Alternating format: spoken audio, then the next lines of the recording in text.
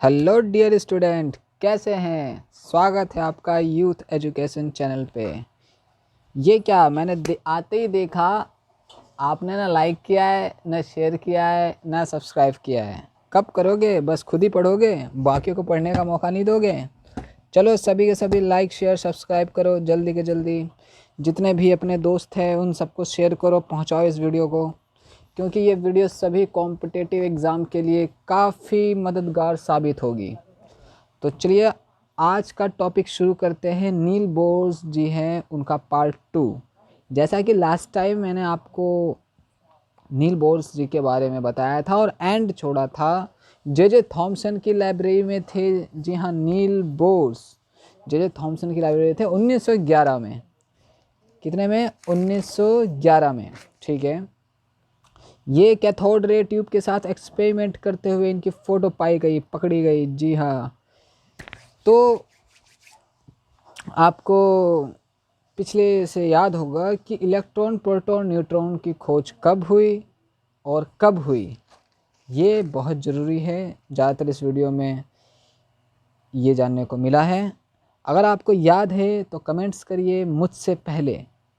चलिए 2 मिनट का टाइम देता हूँ। बताइए, इलेक्ट्रॉन प्रोटॉन न्यूट्रॉन की खोज किसने की और कब की, और किस एक्सपेरिमेंट के दौरान की, ये भी पता होना चाहिए। ठीक है। चलिए कमेंट्स करिए, सभी का जवाब आना चाहिए लाइव कमेंट्स में। चलिए आप सबके कमेंट्स आए हैं या नहीं आए हैं, फ़िलहाल मैं इसका जवाब दे ही देता हूँ। सबसे पहला जो खोज की वो हमारे जे थॉमसन भाई साहब ने आके खोज की। बोला कि इस जगत में, इस दुनिया में इलेक्ट्रॉन भी मौजूद है। तो जे थॉमसन, पहला नाम जाता है जे थॉमसन, जे थॉमसन का, जो कि ये दिख रहे हैं आपको। ठीक है, इनकी शक्ल याद कर लो, जे थॉमसन जी है ये। इन्होंने 1897 1897 में किसकी खोज की? इलेक्ट्रॉन की खोज की। किसकी खोज की? इलेक्ट्रॉन की खोज की। और इलेक्ट्रॉन की खोज की तो सबसे पहले क्या होता है, कोई भी चीज़ सबसे पहले थ्योरी दी जाती है। ठीक है, तो सबसे पहले थ्योरी दी जाती है, एजप्शन किया जाता है, अच्छा ऐसा होगा, ऐसा होगा, वैसा होगा। फिर थ्योरी को प्रूफ करने के लिए, थ्योरी को साबित करने के लिए प्रैक्टिकल किया जाता है। क्या किया जाता है? प्रैक्टिकल। और जब तक प्रैक्टिकल नहीं किया जाता तो वो थ्योरी के रूप में ही रहती है। ठीक है, सर्वजाहिर, सर्व जगह, हाँ, सर्वमान्य होती है। ठीक है, बट जब प्रैक्टिकल के रूप में आ जाता है तो उसे एक्सेप्ट कर लिया जाता है, वरना जब तक वो हाइपोथेसिस कंडीशन में रहती है, काल्पनिक तौर पे रहती है। ठीक है, हम सिर्फ कल्पना ही कर सकते हैं कि ये चीज़ होती होगी, ये चीज़ नहीं होती होगी। ठीक है, पर कल्पना से ऊपर उठना पड़ेगा। ठीक है, कल्पना से ऊपर उठना पड़ेगा। तो ये हो गया जी जे थॉमसन ने। इन्होंने कौन से एक्सपेरिमेंट के दौरान खोज की थी?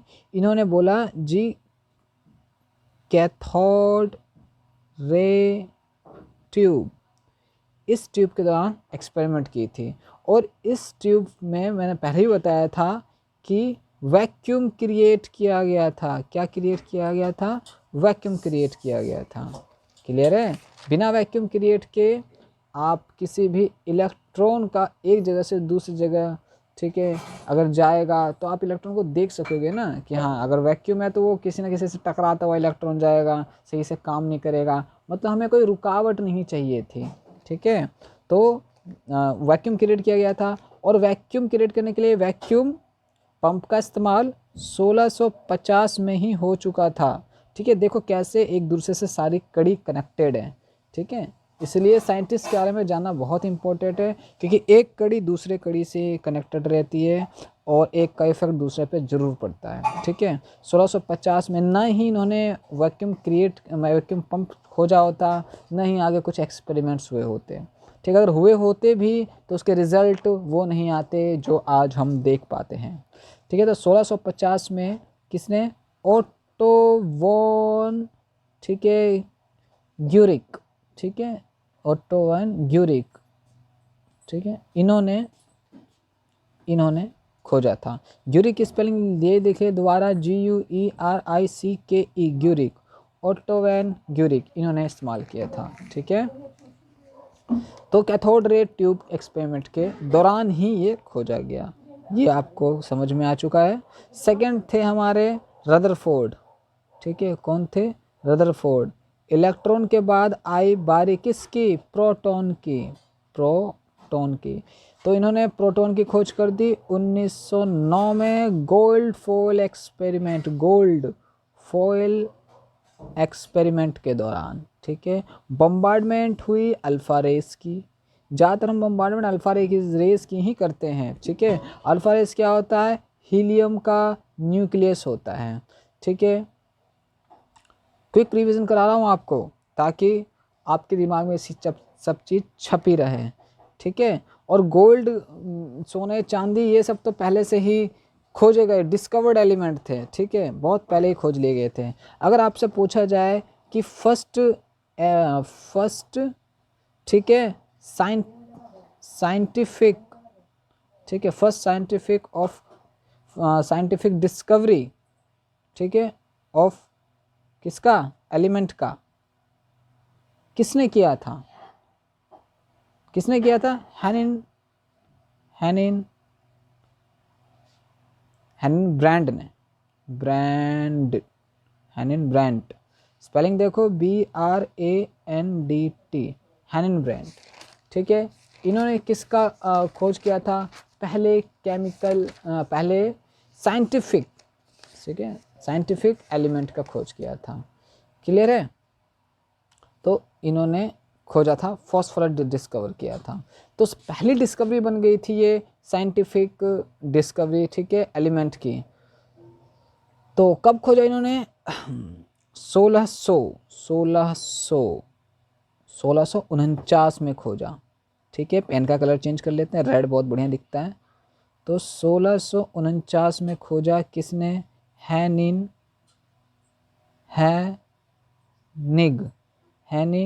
ब्रांड ने। तो 1649 में खोजा इन्होंने क्या खोजा? फॉस्फोरस। ठीक है, फॉस्फोरस। क्लियर है? तो ये आपको रिलेट कर गया। ठीक है, रिलेट कर करके पढ़ेंगे हम, ऐसी बात नहीं है कि डायरेक्ट पढ़ लेंगे, कुछ भी कहीं से भी उठा पटक देंगे ना, रिलेट कर करके पढ़ेंगे ताकि आपके दिमाग में बैठा रहे। आपको रटना नहीं है, आपको समझना है। ठीक है, कि कैसे एक दूसरे से कोरिलेट है। तो आपको रटने की ज़रूरत नहीं पड़ेगी, आपसे समझ जाएंगे, एज अ कहानी ही आपको याद हो जाएगा। ठीक है, तो साइंस को रटो नहीं, समझो। समझो कैसे? कड़ी से कड़ी समझो, समझ के समझो। ठीक है, तो रदरफोर्ड ने गोल्ड फॉयल का एक्सपेरिमेंट के दौरान ही खोजा था। और सोना चांदी मैंने पहले बताया था कि बहुत पुराने ज़माने में ही खोजा जा चुका था। क्लियर है? कॉपर हो गया, यानी तांबा, सोना, चांदी। ठीक है, बहुत ज़माने से। तो ये सोना चांदी, ठीक है, पहला डिस्कवरी नहीं था। कहीं सोचो आप सोना चांदी पहला डिस्कवरी है भाई, साइंटिफिक भाई सोना खरीदा है, बहुत ज़माने से। हमें तो ये तक नहीं पता कि सोने का खोज किसने की, बस किसी ने कर दी होगी खोज उस वक्त, कौन सा हिसाब किताब रखने वाला था कोई। फिर तीसरे नंबर पे आता है हमारे जेम्स चैडविक। कौन आते हैं तीसरे नंबर में? आते हैं जेम्स चैडविक। ठीक है, जेम्स चैडविक ने किसकी खोज की थी? इन्होंने नाभिक में क्या रहता है और न्यूट्रॉन की खोज की थी सन 1932 में। ठीक है, सन 1932 में। अब इन्होंने कौन सा एक्सपेरिमेंट किया था? इन्होंने पोलोनियम रखा था, पोलोनियम, PO। ठीक है, पोलोनियम रखा था। पोलोनियम क्या रखा था? ताकि ये भी कौन सा रे निकालता है? अल्फा रे ही निकालता है। आपकी एजप्शन ठीक निकली। ठीक है, पोलोनियम का लिया था। फिर उन्होंने बेरिलियम लिया था। ठीक है, बेरिलियम, BE। ठीक है, बेरिलियम। उसके बाद क्या लिया था इन्होंने? लास्ट में वैक्स लिया था, मोम लिया था। ठीक है, तब जाके आविष्कार सफल हुआ था। आखिरकार इन्होंने न्यूट्रॉन को खोज ही लिया। ठीक है, तो ये क्विक रिवीजन हो चुका है आपका। तो देखिए ये हमारे नील बोर्स थे, ये हमारे नील बोर्स है, इसको पहचानो। ये कौन रदरफोर्ड, नील बोर, ये कौन, रदरफोर्ड। जेम्स चैडविक की फ़ोटो आपने देख रखी है। आपने जे थॉमसन की भी जो लैब में एक्सपेरिमेंट कर रहे थे वो भी देख लिए, इसकी नहीं देखी होगी। तो ये साइंटिस्ट भाई साहब है रदरफोर्ड, ठीक है, रदरफोर्ड। तो आपको एक सिंपल सी थ्योरी दे दें कि कैसे याद रखना है। तो ईंट पर नाच, ठीक है, ये आपने हर जगह सुना होगा और मैंने भी इसलिए दे दिया कि बहुत आसान भी है, बहुत बढ़िया भी है। अचानक से क्विक मेमोरी के साथ ये आपके दिमाग में छप जाता है। ई से हमारा इलेक्ट्रॉन हो गया। इलेक्ट्रॉन की खोज किसने की थी, जे थॉमसन, ठीक है, थॉमसन नहीं, थॉमसन। पी से प्रोटॉन, प्रोटॉन की खोज किसने की थी, रदरफोर्ड ने। ना से न्यूट्रॉन, न्यूट्रॉन की खोज किसने की, जेम्स चैडविक ने, ठीक है। ये अचानक ही ये कीवर्ड्स होते हैं जो कि हाथ में छपे होने चाहिए, छपे तो नहीं, हाथ में क्विक फिंगर टिप पे लर्निंग होनी चाहिए, क्लियर। तो रदरफोर्ड है, तो इन्होंने भी कुछ थ्योरी दी, इन्होंने भी कुछ थ्योरी दी। तो जो नील बोर है रदरफोर्ड की भी थ्योरी को अपना मतलब कि स्टडी करने लग गए। ये क्या करते, सबकी जो थ्योरी निकालते थे ये सबकी थ्योरी स्टडी करने लग जाते थे। जो भी अपनी थ्योरी देता उनकी थ्योरी स्टडी करने लग जाते हैं। स्टडी करते उसमें कुछ मॉडिफिकेशन करके अपनी थ्योरी बना देते हैं। देखा, ये होता है। इसे कहते हैं, क्या कहते हैं, रिवॉल्यूशन। किसी और की थ्योरी को मॉडिफाई करके रिवॉल्यूशन ला देना। आजकल भी तो ऐसी रिवॉल्यूशन होता है ना, एंड्रॉयड ऐप कोई बनाता है, उस एंड्रॉयड ऐप का डिक्टो कॉपी कर लेंगे, बट उसके सोर्स कोड में थोड़ा सा चेंज करके और ठप्पा लगा लिया जी, ये ऐप हमारा हो गया। क्लियर, सेम टू सेम हमारे नील बोर साइंटिस्ट, इन्होंने भी यही किया, ठीक है। तो 1911 के अंत में रदरफोर्ड से मुलाकात हुई। ये जी रदरफोर्ड, इनसे मुलाकात हुई कब, 1911 में, ठीक है, रदरफोर्ड हुई। और रदरफोर्ड जी ने ऑफर दिया, पहले किसके लेबोरेटरी में काम कर रहे थे, जे थॉमसन के लेबोरेटरी में, उनसे बहुत कुछ सीखा। फिर उसके बाद इन्होंने कहाँ गए, रदरफोर्ड जी के पास गए। तो रदरफोर्ड ने ऑफर दिया इन्होंने कि क्या आप हमारे साथ काम करना चाहेंगे। बोर जी ने चरणों में गिर गए, जी हाँ बिल्कुल, अरे यही तो ढूंढ रहा था मैं, यही तो चाह रहा था, इसी की तो तलाश थी, और आपने बस बोल दिया, दिल की बात छीन लिया आपने। तो बस ये क्या था, बोरिया बिस्तरा उठाए, कंधे पे बांधे, ट्रेन पकड़ी। हाँ, ट्रेन तो चलती थी उस वक्त। तो ट्रेन से याद आया, भाप के इंजन का आविष्कार कब हुआ, किसने किया, यह आप मुझे कमेंट्स में बताएंगे। और जिसका कमेंट्स पहले आया मैं उसका नाम डिक्लेयर करूँगा और क्या शाबाशी दूंगा। क्या चाहते हो, गिफ्ट बॉय भिजवाएं तुम्हारे घर पे। चलिए ठीक है, आगे चलते हैं। तो इन्होंने ऑफर दिया, इन्होंने एक्सेप्ट कर लिया। जी हाँ, आजकल जैसे ऑफर देते हैं ना, विल यू मैरी मी, ये भी बोले, ठीक है, would you like to come with me, बोले yes of course I want, ठीक है, बट आई कांट नहीं बोला इन्होंने, आई वांट बोला और चल दिए जी। तो रदरफोर्ड का जो योगदान था यहाँ पे, रदरफोर्ड का, ठीक है, क्या योगदान था, बताओ बताओ बताओ। ये हमारा रदरफोर्ड है। थोड़ा मिटा ले हम बोर्ड को, अरे मिटाना भी तो भाई सफाया करना पड़ता है। इधर कोरोना का सफाया हो नहीं रहा, चलो इधर हम इसी का सफाया कर लेते हैं, ठीक है। चलिए जी, तो 1908 में 1908 रदरफोर्ड की बात हो रही है यहाँ पे, ध्यान रख लेना, कभी नील बोर सोच लो, ठीक है। 1908 में रेडियो धर्मिता, ठीक है, रेडियो धर्मिता की जो खोज किसी और ने की थी, हेनरी बैकरेल हो गया और मिस मैडम क्यूरी हो गई। ये दोनों रेडियो एक्टिविटी का श्रेय इनको जाता है। फिलहाल हम बात करते हैं किनकी, रदरफोर्ड की। तो रेडियो एक्टिविटी में भी इनको नोबेल पुरस्कार मिला। इन्होंने भी कुछ छेड़खानी करके, यूरेनियम के साथ छेड़खानी करके इन्होंने अल्फा बीटा डीके वगैरह इन्होंने देखा, ठीक है।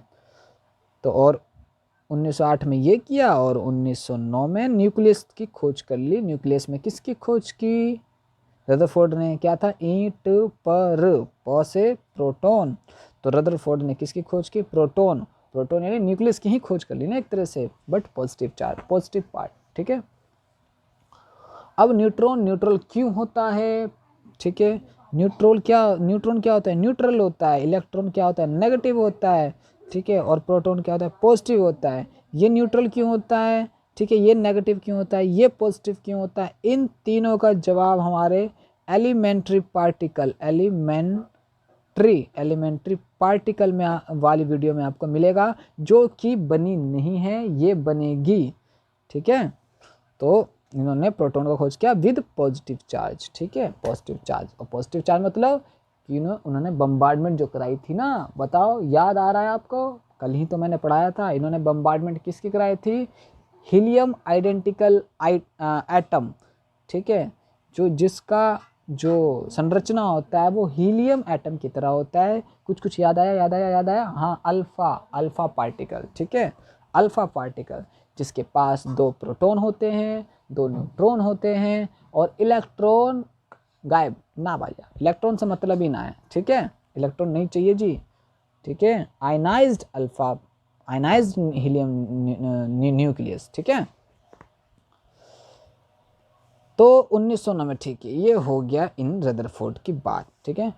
और बोर जी ना, ये बोर हमारे नील्स बोर, प्यारे नील्स बोर, ठीक है, रदरफोर्ड के परमाणु मॉडल में बहुत दिलचस्पी थी, तभी तो भाई अपनी थ्योरी दे पाएंगे, अगर किसी में दिलचस्पी नहीं लेंगे, ठीक है, तो अपनी थ्योरी कैसे दे पाएंगे, क्योंकि खोजने को कुछ इनके पास था नहीं, तो दूसरे का खोजाया ही तो उसमें कुछ उंगली करेंगे, तो देखते हैं आखिर उंगली करके कुछ मिला उनको या नहीं मिला, ठीक है। तो रदरफोर्ड, जी हाँ, तो रदरफोर्ड, ये जो एटम दिख रहा है ना मॉडल, ये आपको रदरफोर्ड का दिख रहा है, ठीक है। तो रदरफोर्ड के अनुसार क्या था, छोटे से, ठीक है, घन धनावेशित, जो छोटे से ना, जो बहुत छोटे से, ठीक है, घने धनावेशित नाभिक, यानी ये जो है ना, ये बहुत छोटा है, ठीक है, इस छोटे में भी धनावेशित नाभिक, इन्होंने धनावेशित क्यों बोला, क्योंकि इनको न्यूट्रॉन के बारे में कोई आइडिया नहीं था। क्यों, न्यूट्रॉन का आइडिया देने के लिए हमारे जेम्स चैडविक भाई साहब आएंगे 1932 में, परंतु इन्होंने कब खोजा, इन्होंने खोजा 1909 में, तो काफ़ी टाइम था न्यूट्रॉन तक जाने में और समझने में, तो इसलिए इन्होंने, ठीक है, घने धनावेशित नाभिक बोला, ठीक है।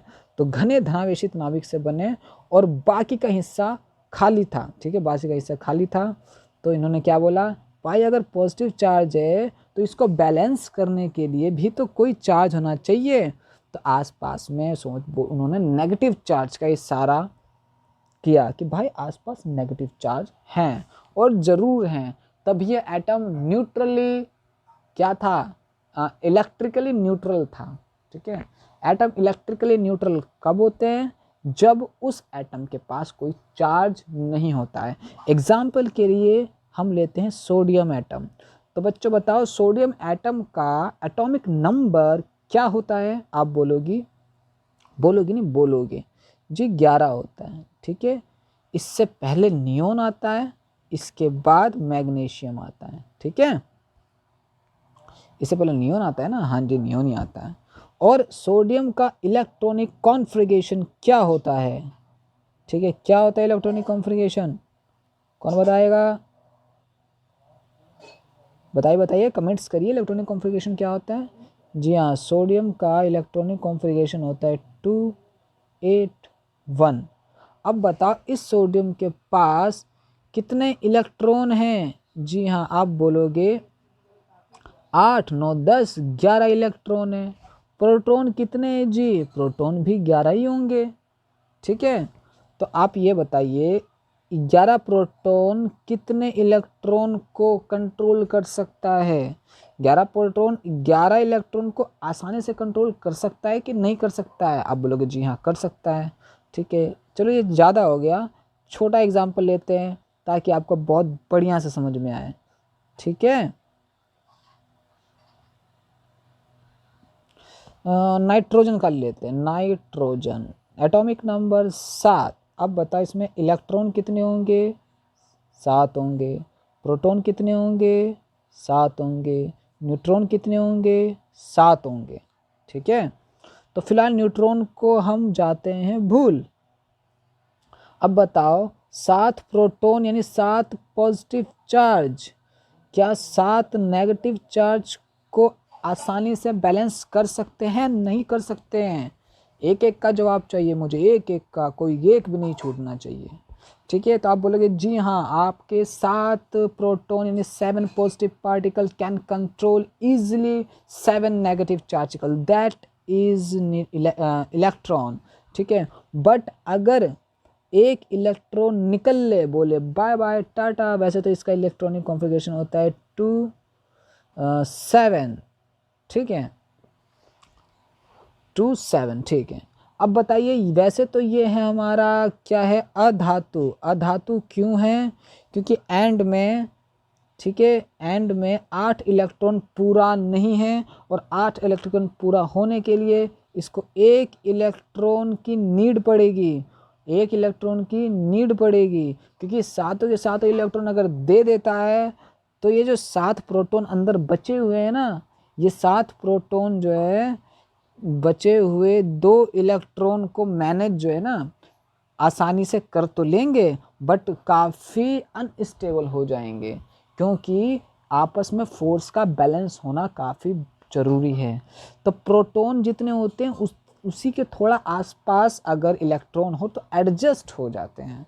जैसे कि 8 ये 7 है ना, तो ये कभी कभी क्या करता है, एक इलेक्ट्रॉन ले भी लेता है, लोन पेयर बना लेता है। ठीक है, ये आगे आपको आने वाले क्लास में पता चलेगा, हायर लेवल की बातें हैं ये, पर फिर भी आपको बता दिया जाता है। परंतु एक इलेक्ट्रॉन लेगा, कभी 2 ले लेता है, कभी 3 ले लेता है, ज़्यादा ही ज़्यादा ले लेता है, लोन पेयर बना लेता है। ठीक है, लोन पेयर मतलब एक्सेसिव अमाउंट में ये लेने की क्षमता रखता है। ठीक है, बट काफ़ी अनस्टेबल रहता है। ठीक है, और ये डोनेट करने के साथ इलेक्ट्रॉन डोनेट करने की भी क्षमता रखता है, पर उतनी एनर्जी भी तो चाहिए भाई, क्योंकि एनर्जी इलेक्ट्रॉन को रिलीज़ करने के लिए भी एनर्जी की ज़रूरत पड़ती है, और वो एनर्जी ज़्यादा होगी अगर हम नाभिक के पास जाएंगे। कई बार ऐसा होगा कि ना इतनी एनर्जी हम दे ही नहीं पाएंगे कि हम इलेक्ट्रॉन को निकाल भी पाएँ। जैसे प्रोटॉन और न्यूट्रॉन, ठीक है, प्रोटॉन न्यूट्रॉन, इसको निकालने के लिए हम एनर्जी देते रह जाएंगे। इलेक्ट्रोस्टैटिक फोर्स इतना स्ट्रॉन्ग, इतना मजबूत होता है, स्ट्रॉन्ग न्यूक्लियर फोर्स से इतना बंधे होते हैं कि इसको बॉन्ड को तोड़ना नामुमकिन सा ही लगभग मानो। ठीक है, फ्यूचर में ऐसी टेक्नोलॉजी आ जाए, ठीक है, तो अच्छी बात है, वरना हम किसी और तिगड़मबाजी करके ही इसको अलग कर सकते हैं। जैसे रेडियो एक्टिव मेटल में न्यूट्रॉन अनस्टेबल हो जाता है अगर कोई दूसरा न्यूट्रॉन आप उसमें घुस जाए। ठीक है, नाभिकीय विखंडन अभिक्रिया, ठीक है, ये तो आपको पता ही होगा। ठीक है, संलयन नहीं, विखंडन अभिक्रिया, जिसके अंदर न्यूट्रॉन की एंट्री होती है। ठीक है, ये तो आपको पता चल गया। अब देखिए इसमें क्या है, इसके अंदर क्या है, इसके अंदर, ठीक है, और मास भी इसी से होता है, 7 7 14, तो एटॉमिक मास कितना हो गया नाइट्रोजन का, 14 हो गया। ठीक है, वैसे अगर एंड में 5 6 7 रहे तो वो हमेशा अधातु होते हैं, और अगर एंड में यानी बैलेंस यानी अंतिम शेल में यानी अंतिम कक्षा में 1 2 3 इलेक्ट्रॉन रहे तो वो सारे धातु होते हैं, और धातु इलेक्ट्रॉन का त्याग करके पॉजिटिव चार्ज बनाते हैं, और नेगेटिव इलेक्ट्रॉन ग्रहण करके नेगेटिव चार्ज बना देते हैं। खिचड़ी पक गई, कोई नहीं, मैंने बोला वो तो समझ में आ रहा है ना। ठीक है, क्या बोला मैंने बोला कि जो कौन है, इलेक्ट्रॉन नहीं, एटम, जो एटम है वो अगर एंड में 5 6 7 रहा, ठीक है, यानी एंड वाले सेल में, इसमें, ठीक है, एंड वाले सेल में, इसमें एंड वाले, कोई भी एटम के एंड वाले सेल में अगर इलेक्ट्रॉन 5 रहा, 1 2 3 4 5, तो इसे 3 इलेक्ट्रॉन चाहिए। ठीक है, क्योंकि ये क्या करता है, कम से कम इलेक्ट्रॉन देना चाहता है और कम से कम इलेक्ट्रॉन लेना चाहता है, ताकि इसकी स्टेबिलिटी ज़्यादा से ज़्यादा बनी रहे। आ रही बात समझ में? कम से कम इलेक्ट्रॉन लेगा कम से कम इलेक्ट्रॉन देगा तभी स्टेबिलिटी ज़्यादा से ज़्यादा बनी रहेगी। ठीक है, प्रोटॉन अंदर जो है ना, प्रोटॉन वो भी तो बैठा हुआ है ना भाई, चार्ज लेके उस चार्ज को बैलेंस करने के लिए भी बाहर कोई चार्ज होना चाहिए ना, जस्ट अपोजिट वाला इलेक्ट्रॉन है ना, पर ये थोड़ा ही एडजस्टमेंट सहेगा, ज़्यादा ये भी नहीं सहेगा। ठीक है, चलिए आगे बात करते हैं। तो 5 6 7 रहा, तो ये इलेक्ट्रॉन लेगा या देगा? ये इलेक्ट्रॉन लेगा। 5 वाला 3 इलेक्ट्रॉन लेगा, 6 वाला 2 इलेक्ट्रॉन लेगा, 7 वाला 1 इलेक्ट्रॉन लेगा। ठीक है, और ये ऑक्टेट रूल, अष्टक का नियम के अनुसार काम करेंगे। अंत में 8 इलेक्ट्रॉन होने चाहिए। ठीक है, तो 5 6 और 7, 5 3 इलेक्ट्रॉन लेगा, -3 चार्ज, -2 चार्ज, -1 चार्ज। तो जब तक इलेक्ट्रॉन नहीं ले रहे हैं तब तक तो इलेक्ट्रिकली न्यूट्रल है, पर जैसे इलेक्ट्रॉन ले लिया, जैसे इलेक्ट्रॉन ले लिया, तो जैसे इलेक्ट्रॉन ले लिया वैसे इनके पास चार्ज आ जाएगा। जब तक आप किसी से उधारी नहीं लेते हो तब तक आप शांत रहते हो ना, पर जैसे अगर आप उधारी ले लोगे तो खलबली सी मच जाती है दुनिया में, दुनिया ही पलट जाती है। क्यों? क्योंकि अब आप उसके ऋणी हो गए हो। ठीक है, तो ऋणी होते के साथ ही नेगेटिव यानी उधारी देना है। ठीक है, तो उसी तरह एटम में भी होता है। अगर सोडियम एटम है, ठीक है, अंत में 2 2 8 1 है, इलेक्ट्रिकली न्यूट्रल है, पर जैसे एक इलेक्ट्रॉन का त्याग करा Na+ बनाएगा। अब ये चार्ज्ड एटम हो चुका है। ठीक है, समझ में आया? चार्ज्ड और अनचार्ज्ड, अनचार्ज इलेक्ट्रिकली न्यूट्रल एटम किसे कहते हैं? क्लियर है? समझ में आ रहा है ना? ठीक है, तो ये थोड़ी सी व्याख्या ज़्यादा हो गई इसके बारे में, कोई नहीं, अच्छे से जानना ही समझना ही हमारा उद्देश्य है। अगर किसी भी चीज़ के बारे में अच्छे से नहीं जानेंगे तो आप रट ही सकते हो, समझ नहीं सकते। समझ सकते हो तो पूरा समझो, आधा अधूरा समझना अच्छी बात नहीं। तो रदरफोर्ड का एटॉमिक मॉडल है। ठीक है, रदरफोर्ड ने क्या बोला? रदरफोर्ड ने जो बोला मैंने आपको बताया। ठीक है, अब बार बार नहीं बताया जाएगा, अगर बताया जाएगा भी तो आप वीडियो पीछे कर लीजिए। ठीक है, अब इलेक्ट्रॉन आएंगे जी, आएंगे, अपनी एनर्जी खोएंगे, पूरी तरह से खोएंगे, नाभिक के अंदर मिल जाएंगे, ऐसा रदरफोर्ड का मानना था। पर क्या आजकल ऐसा संभव है? मतलब आजकल की साइंस में ऐसा संभव होते हुए समझा? नहीं समझा, क्योंकि आज की साइंस ये कहती है कि रदरफोर्ड वाज रॉन्ग, आप गलत थे, आज की जनरेशन सही है। ठीक है, ज़्यादातर ऐसा ही होता है ना, आप गलत हो मैं सही हूँ। ठीक है, बट रियलिटी में ये सही है। तो रदरफोर्ड के अनुसार एटम जो है डिक्रीज हो के नाभिक में गिर जाएंगे। ठीक है, इसको सही करने आए हमारे बोर साहब। बोर ने बोला नहीं, आप गलत हो, ये एटम अपनी जगह ही स्टेबल रहेंगे और अपनी एक फिक्स्ड एनर्जी के साथ घूमेंगे, और ये फिक्स्ड एनर्जी कौन प्रोवाइड करेगा? हमारा न्यूक्लियस की वजह से प्रोवाइड होगा। ठीक है, ये हमारे बोर्स जी ने बोला। तो बोर्स आते के साथ ही देखो कैसे ज़बरदस्ती घुसने की प्रयास कर रहे हैं, घुसने दो जी, घुसने दीजिए। ठीक है, अभी देखिए कहाँ कहाँ टांग अड़ाएंगे। प्लैंक्स कांस्टेंट यानी प्लैंक्स क्वांटम थ्योरी में भी टांग अड़ाएंगे, बोलेंगे जी ना, हम रदरफोर्ड और जे थॉमसन तक ही नहीं रुकने वाले हैं। पहले भाई साहब ने जे थॉमसन को परेशान किया, जे थॉमसन की थ्योरी समझी और फिर अपना निष्कर्ष दे दिया। फिर रदरफोर्ड जी ने के पास आए, रदरफोर्ड जी की थ्योरी समझी, अपनी थ्योरी मिक्स करी, अपना कॉन्सेप्ट दे दिया। अब क्या हुआ? प्लैंक्स जो है, मैक्स प्लैंक, पूरा नाम क्या है इसका? इनका मैक्स। ठीक है, मैक्स प्लैंक, इन्होंने भी अपनी थ्योरी दी थी। ठीक है, आपके सामने लिखा है, आप जब तक पढ़िए, जब तक मैं और भी कुछ बातें बताता हूँ। ठीक है, तो हमारे बोर जी ये जानते थे कि रदरफोर्ड का जो मॉडल है वो क्लासिकल फिजिक्स को फॉलो नहीं करता है। ठीक है, इन्होंने कहा कि जो नेगेटिव चार्ज एनर्जी है, ठीक है, वो रेडिएट करता है। क्या करता है? रेडिएट करता है। ठीक है, एनर्जी रेडिएट करता है और नाभिक में जा गिरता है। किन्होंने कहा? ये रदरफोर्ड ने कहा। बट बोर जी ने तो ऐसा नहीं कहा। अब बोर ने इलेक्ट्रॉन के बिहेवियर को समझने के लिए अब ठीक है, इन दोनों को निपटा चुके बोर जी, अब मैक्स प्लैंक की बारी है, अगला टारगेट तुम हो। ठीक है, अब बोर ने इलेक्ट्रॉन के बिहेवियर को समझने के लिए मैक्स प्लैंक, ठीक है, Max Planck and Albert Einstein के क्वांटम मैकेनिक्स को देखा। उस वक्त होड़ लगी थी, एटम को खोज लिया, न्यूक्लियस को खोज लिया, इलेक्ट्रॉन को खोज लिया, जी सबको खोज लो, जी सबको खोज लो। ठीक है, अब उन्होंने बोला इन सब के पास एनर्जी आती कहाँ से। अब तरह तरह के बातें बनने लगी एनर्जी को लेके। ठीक है, मैक्स प्लैंक ने एनर्जी को लेके अलग थ्योरी दी।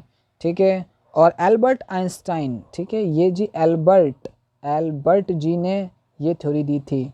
ठीक है, एल्बर्ट आइंस्टाइन ने मास को लेके अलग, मास नहीं एनर्जी को लेके अपनी अलग थ्योरी दी। ठीक है, और ये दोनों थ्योरी किससे रिलेटेड थी? क्वांटम मैकेनिक्स से। ठीक है, क्वांटम मैकेनिक्स से रिलेटेड थी, क्योंकि क्वांटम जगत ही वो जगत है, वो दुनिया है जिसमें मैटर के बिहेवियर को और अच्छे से जाना गया। थ्योरी दी गई, हाइपोथेटिकल ही क्यों ना हो, पर थ्योरी दी गई। उस थ्योरी ने इस जो हमारा मैटर है उसको समझने में काफ़ी ज़्यादा योगदान दिया। ठीक है, किसने? क्वांटम मैकेनिक्स यानी एलिमेंट्री पार्टिकल में। ठीक है, तो इन्होंने क्या बोला? ठीक है, इन्होंने यानी क्वांटम मैकेनिक्स। ठीक है, तो अभी जो वर्ड मैंने इस्तेमाल किया वो था क्वांटम मैकेनिक्स। अब आपको बता दीजिए क्वांटम मैकेनिक्स होता क्या है। ठीक है, जब कोई वस्तु यानी क्वांटम मैकेनिक्स शॉर्ट में लिख रहा हूँ QM। ठीक है, जब कोई वस्तु ऊष्मा या प्रकाश तरंगों, ठीक है, को प्रसारित करता है यानी रेडिएट करता है। ठीक है, एनी ऑब्जेक्ट, ठीक है, रेडिएट ऊष्मा यानी हीट और लाइट, ठीक है, एनर्जी रिलीज करता है। तो उत्सर्जन जो उत्सर्जन है, जो एमिटिंग है, एक कंटिन्यूस फ्लो में नहीं आता है। यानी कि अगर आप सोचो कि कोई भी एनर्जी हमारे पास यानी कोई भी चीज़, ठीक है, जो भी वस्तु हम देख पाते हैं वो विजिबल लाइट की वजह से देख पाते हैं। ठीक है, कोई मान लो ये मैटर है, ये मैटर जो मैंने अभी बनाया, ये मैटर अगर हम देख पा रहे हैं तो कैसे देख पा रहे हैं? विजिबल लाइट इस पे पड़ रही है, रिफ्लेक्ट होके हमारे आइज़ में आ रही है, तब हम इसे देख पाते हैं। ठीक है, माइक्रोवेव के अंदर भी क्या होता है? माइक्रोवेव के भी अंदर भी जो वेव्स हैं वो टकराते हैं और गर्म कर देते हैं किसी भी ऑब्जेक्ट को। ठीक है, इंफ्रारेड भी यही काम करती है, वो भी टकराती है, वो भी वस्तु को हीट करने का काम करती है। ठीक है, रेडियो वेव क्या होते हैं? वो भी वेव्स होते हैं। ठीक है, और वो भी एनर्जी को रिलीज करते हैं। ठीक है, अब ये सारी वेव्स कहाँ से आती है? सूरज से आती है। ठीक है, सन से आती है। किससे आती है? जितनी वेव्स होती है वो कहाँ से आती है? सन से आ रही है। और सन कैसे प्रोवाइड कर रहा है?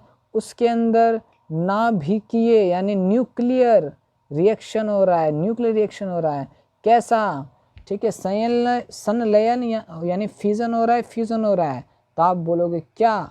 संलयन हो रहा है। ठीक है, संलयन को इंग्लिश में क्या बोलते हैं? फ्यूजन या फ्यूजन, ये आप कमेंट में करोगे। ठीक है, फिलहाल मैं हिंदी का वर्ड इस्तेमाल कर रहा हूँ, नाभिकीय संलयन। ठीक है, वैसे उसे फ्यूजन कहते हैं, समझ में आई बात?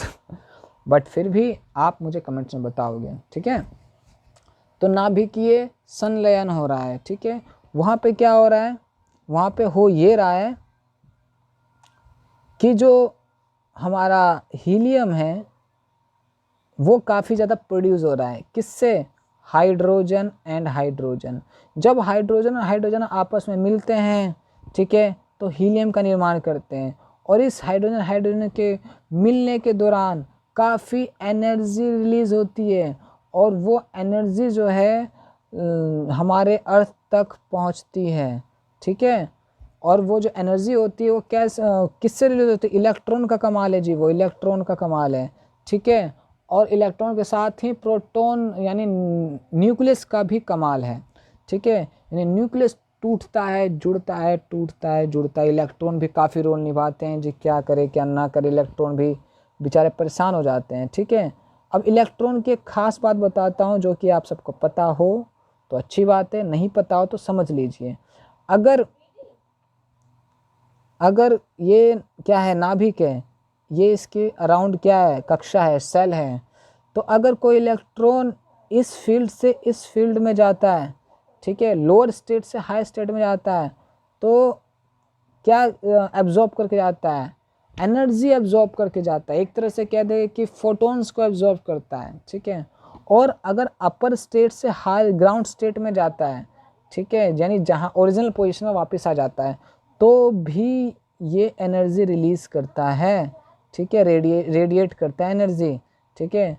तो यानी एनर्जी जो है जब अप हाई स्टेट से लोअर स्टेट में जाता है तो एनर्जी रिलीज करता है, ठीक है। और इसी एनर्जी रिलीज को हम फोटोन कहते हैं, ठीक है। एनर्जी रिलीज करता है ना, ये फोटोन्स करता है। और जो एनर्जी रिलीज होती है ना, वो कंटिन्यूस में नहीं होती है। सभी फोटोन्स क्या होते हैं, छोटे छोटे पैकेट्स होते हैं इनके पास, एनर्जी के फॉर्म में। एनर्जी तो होती है, ठीक है, बट छोटे छोटे पैकेट्स होते हैं, ठीक है। और ये पैकेट्स आगे चलते रहते हैं, ठीक है। तो फोटॉन्स जो होते हैं वो पैकेट्स ऑफ एनर्जी होते हैं, ठीक है, जो कि क्या होते हैं, किसी भी मैटर में अवशोषित किए जाते हैं या उससे इमिट होता है, यानी रेडिएट होता है, ठीक है। तो जितने फोटॉन्स है वो छोटे छोटे पैकेट्स, एनर्जी के पैकेट्स का बंडल होते हैं।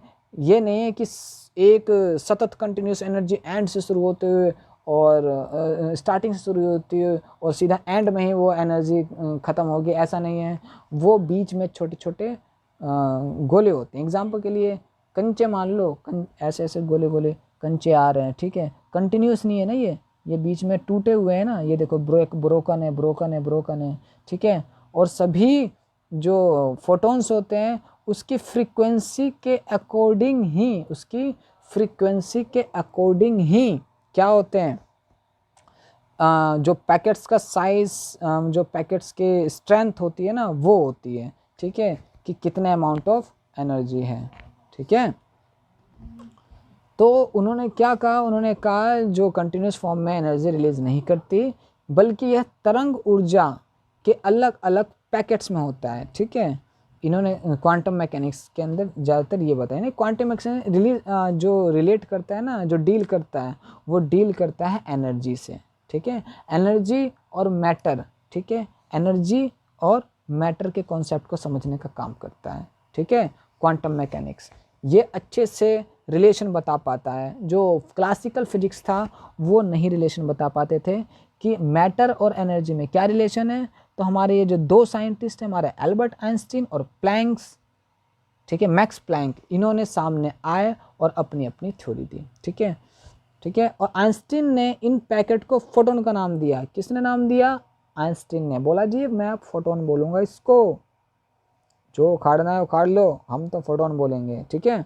और इसकी भी स्पीड, फ्रीक्वेंसी, वेवलेंथ, ये तीनों होता है। मैंने क्या बोला? स्पीड, फ्रीक्वेंसी, वेवलेंथ, ठीक है, इन तीनों को डिफाइन किया जाए, ठीक है। फ्रीक्वेंसी क्या होती है? नंबर ऑफ रोटेशन, ठीक है, पर सेकेंड, यानी हर सेकेंड में कितना ये वेव जो है निकल जाती है। Number of cycle of wave पर सेकेंड इज कॉल्ड फ्रीक्वेंसी। एक सेकेंड में कितना ये अप डाउन यानी क्रस्ट ट्रफ हो लेती है, ठीक है। वेवलेंथ क्या होता है? वेवलेंथ होता है दो सक्सेसिव क्रस्ट एंड ट्रफ के बीच के दूरी वेवलेंथ कहलाती है, ठीक है। नॉन रिपीटिंग होना चाहिए, इसके आगे जाओ तो वापस शुरू नहीं होना चाहिए, ठीक है। वो क्या कहलाती है? वो वेवलेंथ कहलाती है। तो सभी पार्टिकल ड्वेल नेचर के होते हैं, यानी वो पार्टिकल तो होते ही होते हैं, साथ साथ क्या नाम है, एज अ वेव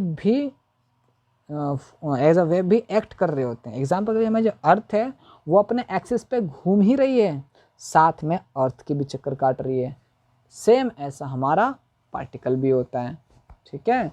तो कहना मुश्किल है कि पार्टिकल वेव फॉर्म में है या पार्टिकल फॉर्म में है, ठीक है, कोई भी पार्टिकल, ठीक है। तो ये हो गया। तो जो मैक्स प्लैंक है ना, मैक्स प्लैंक जी, इन्होंने कहा कि जो एनर्जी है, एनर्जी वो क्या, एनर्जी जो है कैरिड बाय फोटोन, यानी जो एक फोटोन है, एल्बर्ट आइंस्टीन ने फोटोन का नाम दिया।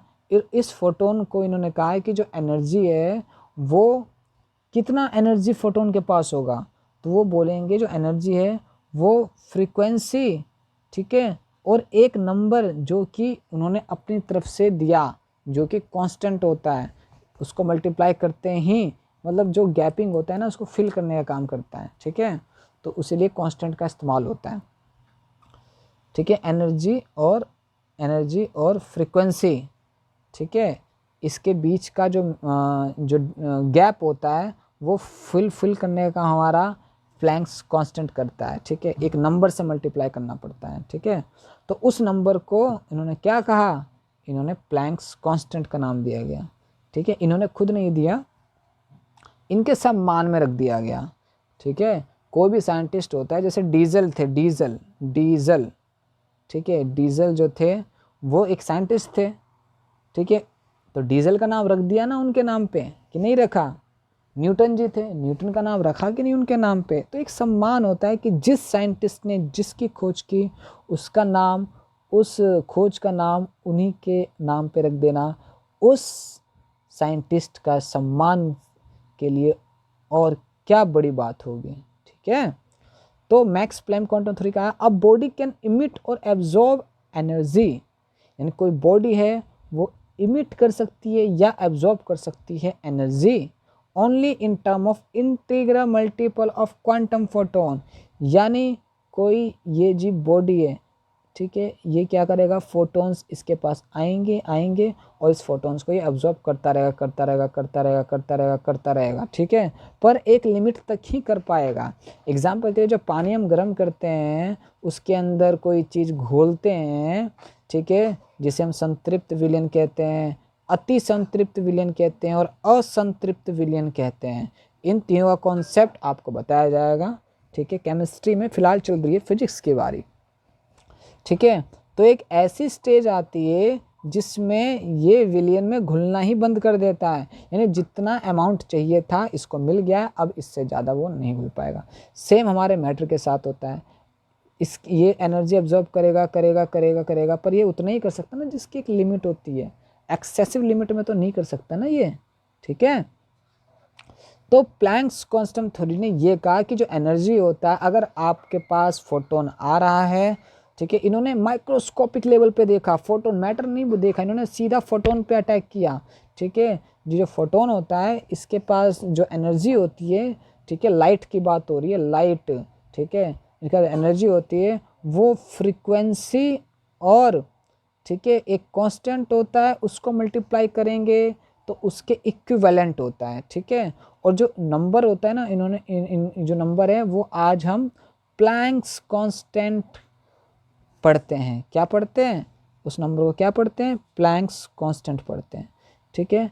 अब आप मुझे बताएंगे प्लैंक्स कांस्टेंट जो होता है उसकी वैल्यू कितनी है, क्योंकि जो भी कोई कांस्टेंट होता है उसकी वैल्यू ज़रूर होती है, ठीक है। तो प्लैंक्स कांस्टेंट जिसे हम h कहते हैं उसकी वैल्यू होती है 6.626 इंटू 10 की पावर 34 JS, ठीक है, 34 JS जूल सेकेंड, ठीक है। अब देखिए JS यानी जूल एंड सेकेंड, ये मल्टीप्लाई हो रहे हैं। जूल किसकी यूनिट होती है, वर्क की यूनिट होती है, ठीक है, कोई काम होता है ना उसकी यूनिट जूल होती है। सेकेंड जो है तो सेकेंड होती है, ठीक है। तो वर्क इनटू टाइम क्या होता है ये आप मुझे कमेंट करके बताओगे, ठीक है। वर्क यानी क्या होता है, कार्य गुना समय क्या कहलाता है, ठीक है। तो प्लैंक्स कांस्टेंट ने ये कमेंट जरूर करना है, मैं जो बता रहा हूँ ना वो बात ध्यान में ज़रूर रखना है, और कमेंट में इसलिए बताता हूँ ताकि आप भी कुछ सोचें, कुछ खोजें, ठीक है। सारी मेहनत अगर मैंने ही कर दी तो आप क्या सोचेंगे, सब तो सर ने बता ही दिया, अब अगर आप अपनी तरफ से कुछ खोजते हैं ना तो माइंड में सेट रह जाता है, अच्छा जी मैंने ये खोजा था और इसमें ये हुआ था, सर ने यहाँ बताया था, हम यहाँ अटके थे, ठीक है। तो ये प्लैंक्स कांस्टेंट होता है, ठीक है।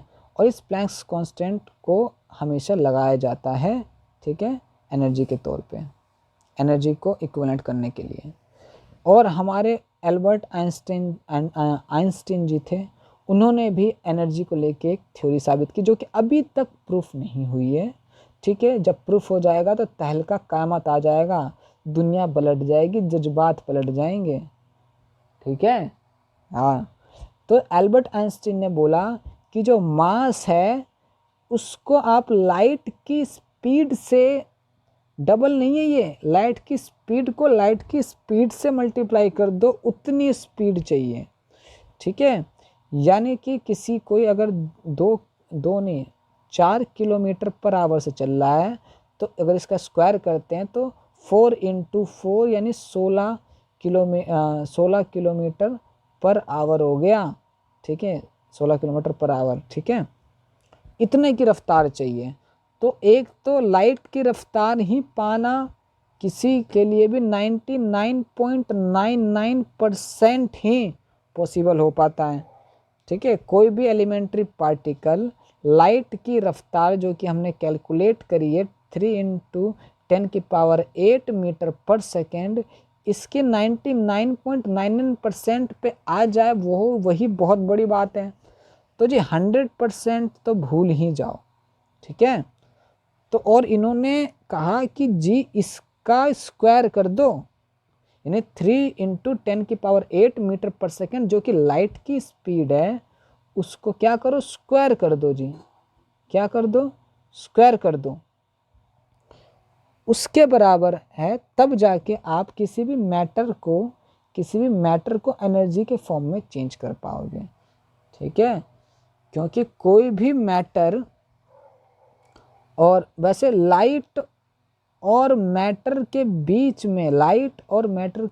में भी रिलेशन ढूंढा जा रहा है। लाइट में फोटॉन्स होते हैं, ठीक है, और मैटर से फोटॉन्स बनते हैं, ठीक है। तो क्या लाइट से वापस मैटर नहीं बना जा सकता? तो आजकल एक थ्योरी हाइपोथेसिस सामने आया है, क्या सामने आया है कि जो अगर 2 फोटोन आपस में टकराते हैं तो एक इलेक्ट्रॉन जन्म लेता है और एक इसका एंटी इलेक्ट्रॉन जन्म लेता है, ठीक है, ठीक है। अब आपको बता दे, थोड़ा सा चलो बता ही देता हूँ कि एनर्जी का कॉन्सेप्ट है कि मैटर और एंटी मैटर आपस में टकराते हैं तो ख़त्म हो जाते हैं, डिस्ट्रॉय हो जाते हैं, और डिस्ट्रॉय होके एनर्जी का निर्माण करते हैं। तो देखो एनर्जी को लेकर कितने सारी अवधारणाएं बनाई गई हैं, बट अभी तक प्रूफ एक भी नहीं हुआ है, ठीक है।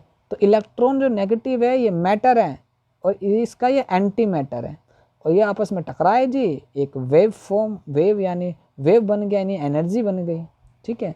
ये कॉन्सेप्ट आ रहा है, हाइपोथेटिकल है, ठीक। तो इन्होंने भी, यानी साइंटिस्ट यानी एल्बर्ट आइंस्टीन ने भी क्या फॉर्मूला दिया, E = mc², जो कि ज़बरदस्त फॉर्मूला है, थियोरेटिकल में ये, बट इसी थ्योरी को मान के ही काफ़ी चीज़ें पॉसिबल हो पाई हैं। इस थ्योरी को मान के मतलब कि क्वांटम जगत को समझ के, क्वांटम जगत यानी एलिमेंट्री पार्टिकल को समझ के, ठीक है, इस थ्योरी को कोरिलेट करके ही, ठीक है, हमारे कंप्यूटर्स चल पाते हैं, ठीक है, ठीक है। चिप्स हो गए, यानी जितने भी हमारे इलेक्ट्रिक से संबंधित है, जो कि जो मदरबोर्ड है, हमारे मदरबोर्ड में जो जो चीज़ होती है, जितनी सारी चीज़ें लगी होती है, वो सारे के सारे किस पे वर्क करते हैं, हमारे क्वांटम मैकेनिक्स के ऊपर ही वर्क करते हैं। अगर क्वांटम मैकेनिक्स की खोज नहीं होती तो आज हम कंप्यूटर नहीं पढ़ पाते, ठीक है। कंप्यूटर के कैलकुलेशन, कंप्यूटर की चलना, ठीक है, ये सारी चीज़ हम, ठीक है, क्वांटम मैकेनिक्स यानी एलिमेंट्री पार्टिकल के बिहेवियर को समझ के, उसकी पॉसिबिलिटी को समझ के ही ये कंप्यूटर आगे हम पढ़ पाते हैं, ठीक है। ये तो बहुत हो गई है एनर्जी के ऊपर भाषण, पर एनर्जी जब तक प्रूफ नहीं हो पाएगा हम सिर्फ थ्योरी ही पढ़ेंगे, बट शुरुआत हमेशा थ्योरी से ही हुई है, याद रखना। प्रैक्टिकल तो बाद में हुआ है, बहुत बहुत कम केसेस हुए हैं कि गलती से कुछ एक्सपेरिमेंट हो गया और कुछ क्रिएट हो गया, ठीक है। बहुत सारी चीज़ें एक्सपेरिमेंट सामने आए हैं जो कि गलती से हुई है, बाय मिस्टेक हुई है, करना तो कुछ और चाहते थे पर हो कुछ हो गया, ठीक है। पर कई जो मैक्सिमम चीज़ें वो हमेशा कल्पना में ही रहती है, ज़्यादातर चीज़ें दिमाग में ही आती है, उसके बाद ही किसी संसार में, फिजिकल वर्ल्ड में सामने आ पाती है प्रत्यक्ष रूप में। तो ये सीरीज़ देख के कुछ आपको याद आ रहा होगा, ठीक है। तो इन्होंने क्या किया हमारे बोर ने, ठीक है। बोर जी ने क्या किया, सभी जगह हाथ पैर मारे, क्वांटम मैकेनिक्स को लाने का तरीका ढूंढ नहीं पाए। अगर ये क्वांटम मैकेनिक्स का तरीका ढूंढ ले आते ना, कसम से यही क्रांति कर लेते। बोलते जी सबकी थ्योरी की तो मैं ऐसी तैसी कर दूंगा, सबकी थ्योरी को मैं अपना लूँगा, भाई किसी को नहीं बोलने दूंगा, सब चुप, सिर्फ मैं बोलूँगा, तेरी थ्योरी भी मेरी, सबकी थ्योरी मेरी, सब मैं ही थ्योरी दूंगा, ठीक है। पर बेचारे ढूंढ नहीं पाए, अगर ढूंढ ली होते तो कसम से क्रांति ले आए होती है, ठीक है। फिर 1913 में ये जो बाल्मर लाइन से सब ने आके सीरीज दिए, ठीक है, सब साइंटिस्ट के नाम के ऊपर ये, ठीक है।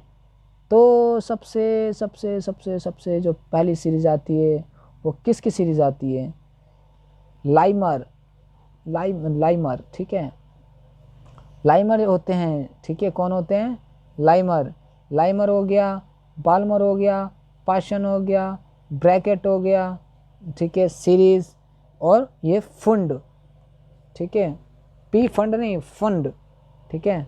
तो हमारे बाल्मर जी ने सीरीज दिया, ये क्या है मैं बता देता हूँ, थोड़ा सा ओवरव्यू दे देता हूँ। अगर इलेक्ट्रॉन बाल्मर सीरीज के अंतर्गत आती है, ठीक है, तो मैक्सिमम पॉसिबिलिटी है कि ये नंबर ऑफ, ये देखो पहला सेल, दूसरा सेल, तीसरा सेल, चौथा सेल, पांचवा सेल, ठीक है, पहला दूसरा तीसरा चौथा, ठीक है, चौथे से ग्राउंड स्टेट में आती है, ठीक है, तो बाल्मर सीरीज की मानी जाएगी, ठीक है, पहला दूसरा तीसरा चौथा, ठीक है। वैसे तीसरे से आती थी पर ये थोड़ा सब आगे बता दिया इन्होंने, ठीक है, ठीक है। ये देखो पाशन सीरीज क्या होता है कि ये एंड स्टेज से अगर पांचवें स्टेज में, ग्राउंड स्टेट जो है इसका पांचवें सेल में आता है तो वो पी फंड सीरीज होगा, ठीक है। ब्रैकेट सीरीज कहती है कि जो अगर जो एनर्जी रेडिएट करके, ठीक है, कोई इलेक्ट्रॉन चौथे सेल में पहुंचता है तो वो ब्रैकेट सीरीज का माना जाएगा। अगर कोई इलेक्ट्रॉन, ठीक है, तीसरे कक्षा में पहुंचता है एनर्जी रेडिएट करके तो वो माना जाएगा पाशन सीरीज का, ठीक है। पाशन सीरीज के नाम ये अवार्ड जाता है, ठीक है। अगर कोई इलेक्ट्रॉन, ठीक है, स्टार्टिंग कहाँ से है वो मैटर नहीं करता है, एंडिंग कहाँ पे आता है, ठीक है, एंडिंग, ठीक है, दूसरे सेल में अगर आ जाता है कोई इलेक्ट्रॉन एनर्जी रेडिएट करके, चाहे वो दूसरे से ऊपर होना चाहिए, तीसरे में हो, चौथे में हो, पांचवें में हो, छठे में क्यों ना हो, किसी भी क्यों ना हो, एंड में जो आएगा वो दूसरे सेल में आ जाएगा, ठीक है, रेडिएट करके, तो वो बाल्मर सीरीज का माना जाएगा। जी हाँ, वो बाल्मर सीरीज के नाम जाएगा। और कोई पहले कक्षा में पहुंच जाता है, वैसे तो बहुत एनर्जी चाहिए होगा पहले से स्टार्टिंग में, या किसी यानी पहले वाले इलेक्ट्रॉन में दूसरे तीसरे चौथे पांचवें में जाने में बहुत सारी एनर्जी चाहिए होगा, बट फिर भी अगर पहला वाला इलेक्ट्रॉन ने इतनी एनर्जी गेन कर ली कि वो पहला दूसरा तीसरा चौथा पांचवें छठे सेल में पहुंच जाए या सातवें सेल में पहुंच जाए और वहाँ से एनर्जी रेडिएट करके वापस पहले सेल में जाए तो वो लाइमर सीरीज का माना जाएगा, ठीक है। स्टार्टिंग कहाँ से है ये मैटर नहीं करता इसमें, स्टार्टिंग कहाँ से है ये मैटर नहीं करता इसमें, ठीक है। मैटर ये करता है कि ग्राउंड स्टेट यानी जो वापसी है वो कौन से सेल में आई है, ठीक है, ये मैटर करता है, ठीक है। एंडिंग मैटर नहीं करता कि मैक्सिमम जो है कौन से सेल में, करंट टाइम में कौन से सेल में मौजूद है। ठीक है, ये मैटर करता है कि एनर्जी रेडिएट करके ग्राउंड स्टेट में पहुंचा है तो वो कौन से वाले कक्षा के अंदर एंट्री मारा है। तो हमारे बाल्मर सीरीज थे, बाल्मर जी थे। बाल्मर जी ने क्या किया, बाल्मर जी ने अपनी थ्योरी दी थी, बट इनकी थ्योरी में हम ये पढ़ते हैं कि कोई भी इलेक्ट्रॉन अगर एनर्जी रेडिएट करके सेकंड कक्षा यानी सेकंड सेल में पहुंचता है तो वो बाल्मर सीरीज कहलाता है। बाल्मर सीरीज के नाम एक खिताब जाता है।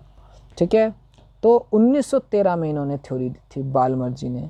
ठीक है, थ्योरी नहीं दी थी, इन्होंने थ्योरी दी होगी, बट सुना जो था वो बोर जी के कान में पड़ गया। क्या, बाल्मर जी ने थ्योरी दी है, रुको इस पे भी मैं एक्सपेरिमेंट करूँगा। ठीक है, बोर जी ने ये बोला। ठीक है, अब क्या था, 1885 में जॉन बाल्मर, ठीक है, इनका पूरा नाम क्या था, जॉन बाल्मर। ठीक है, बाल्मर फॉर्मूला को प्रूफ नहीं कर पाए इन्होंने। ठीक है, थ्योरी तो दे दी, बट थ्योरी को प्रूफ भी तो करना पड़ेगा। ठीक है, प्रैक्टिकल तौर पे जब ये कर रहे थे ना काम, तो मतलब समझ तो पा रहे थे कि जी ऐसा होता है इलेक्ट्रॉन के साथ। ठीक है, कि सेकंड सेल वाला अदर सेल में चला किसी भी स्टेट में जाके वापस अपने ही ग्राउंड स्टेट में पहुंचता है। ठीक है, तो ये ऑब्जर्व तो कर पा रहे थे कि कोई भी बंदा कितना भी फुदक ले, एंड में उसको अपने ही घर में आना होता है। ठीक है, तो वही इलेक्ट्रॉन के साथ था। कोई भी इलेक्ट्रॉन कहीं भी उड़ ले, सेकंड में उड़ ले, थर्ड में उड़ ले, फोर्थ में उड़ ले, फिफ्थ में उड़ ले। ठीक है, जब उसकी एनर्जी ख़त्म हो जाएगी ना, जब पावर बूस्टर की बारी आएगी, एनर्जी ख़त्म होने की बारी आएगी, तो वो पहुंचेगा वापस अपने ही घर में और ग्लूकोन डी पिएगा, वापस पहुंच जाएगा अपने किसी भी सेल में। ठीक है, वो बात की बात है। तो उन्होंने क्या किया, प्रैक्टिकल नहीं कर पाए। क्या नहीं कर पाए, प्रैक्टिकल नहीं कर पाए। ठीक है, बट प्रैक्टिकल नहीं कर पाए थे तो क्या हुआ, उन्हें प्रैक्टिकल कर तो पा रहे थे, प्रैक्टिकल प्रूफ कर पा रहे थे। ठीक है, बट अरे यार क्या बोल रहा हूँ मैं कह रहा हूँ वो क्या है कि थ्योरी में तो, थ्योरी जो है ना वो तो दे पा रहे थे। ठीक है, बट सिर्फ क्या कर रहे थे, प्रैक्टिकल तौर पे कर पा रहे थे, उसको अंडरस्टैंड नहीं समझ पाए, मैथमेटिक्स नहीं समझ पा रहे थे उसका। ठीक है, आखिर हो कैसे रहा है, हो तो रहा है। ठीक है, उनकी थ्योरी में भी हो रहा है, बट हो कैसे रहा है। ठीक है जी, अब बोर ने बाल्मर फॉर्मूला को सुन लिया और क्वांटम थ्योरी को यूज़ करके दिखाया कि यह काम क्या करता है। यानी कि बाल्मर जी के जो फॉर्मूला था वो अपने नाम कर लिया। ठीक है, बाल्मर जी की थ्योरी अपने नाम, बोले जी नहीं, हम अपने नाम ही करेंगे। ठीक है, तो ये जी बाल्मर जी का फॉर्मूला था। ठीक है, बाल्मर जी का फॉर्मूला था। ठीक है, इन्होंने क्या बोला कि फाइनल और इनिशियल, ठीक है, तो वही तो एनर्जी रेडिएट होगा, वेवलेंथ। ठीक है, फाइनल में, फाइनल का स्क्वायर करो, एन यानी सेल है, ये नंबर ऑफ सेल है, नंबर ऑफ सेल। ठीक है, मान लो ये तीसरे सेल से दूसरे में आया तो एन की जगह 3 यहाँ रखोगे, इस एन की जगह 2 यहाँ रखोगे, इसका स्क्वायर घटाओगे और आर जो है कांस्टेंट होता है वो ये रखोगे। ठीक है, ठीक है, आर जो है कांस्टेंट होता है उसका मान ये रखोगे और उससे लैम्डा आ जाएगा। लैम्डा क्या आ जाएगा, फ्रीक्वेंसी, यानी कि उस इलेक्ट्रॉन ने कौन सी फ्रीक्वेंसी रिलीज करी है, कौन सी वेवलेंथ, वेवलेंथ फ्रीक्वेंसी नहीं, ये वेवलेंथ है, बट वेवलेंथ से फ्रीक्वेंसी आ जाती है। ठीक है, तो हमारी जो वेवलेंथ है वो आ जाएगी, कौन से वेवलेंथ से क्या डिसाइड होता है, वेवलेंथ से कलर भी डिसाइड होता है किसी भी वेव का। ठीक है, हमारा जो वेव होता है, हमारा जो विजिबल वेव होता है, ठीक है, विजिबल रे, ठीक है, वो भी एक तरह की वेव होती है। बोलोगे हाँ जी वेव होती है। इलेक्ट्रोमैग्नेटिक वेव होती है, हाँ जी इलेक्ट्रोमैग्नेटिक वेव होती है। तो अब आप मुझे ये बताएंगे कि जो फ्रीक्वेंसी है हमारे इलेक्ट्रोमैग्नेटिक वेव की, वो कितनी होती है। ठीक, इलेक्ट्रोमैग्नेटिक वेव मतलब विजिबल रे की, विजिबल रे की जो वेवलेंथ होती है, फ्रीक्वेंसी नहीं वेवलेंथ, वो क्या होती है। तो जो फ्रीक्वेंसी होती है ना उसकी, किसकी, विजिबल रे की फ्रीक्वेंसी, फ्रीक्वेंसी बोल रहा हूँ, वेवलेंथ, वेवलेंथ होती है हमारा जो सबसे छोटा होता है फ्रीक्वेंसी में। सबसे छोटा कौन होता है फ्रीक्वेंसी में, सबसे छोटा होता है हमारा वॉयलेट होता है। ठीक है, वॉयलेट, उसी की सबसे कम वेवलेंथ होती है 380 नैनोमीटर। नैनोमीटर से याद आया कि अब आप मुझे कमेंट में ये बताओगे कि 1 नैनोमीटर में कितने मीटर होते हैं, यानी 10 की पावर माइनस कितनी लगाऊं मैं। ठीक है, मिली, माइक्रो, नैनो, पिको, याद है ना कुछ ऐसा। ठीक है, ये आप मुझे बताओगे।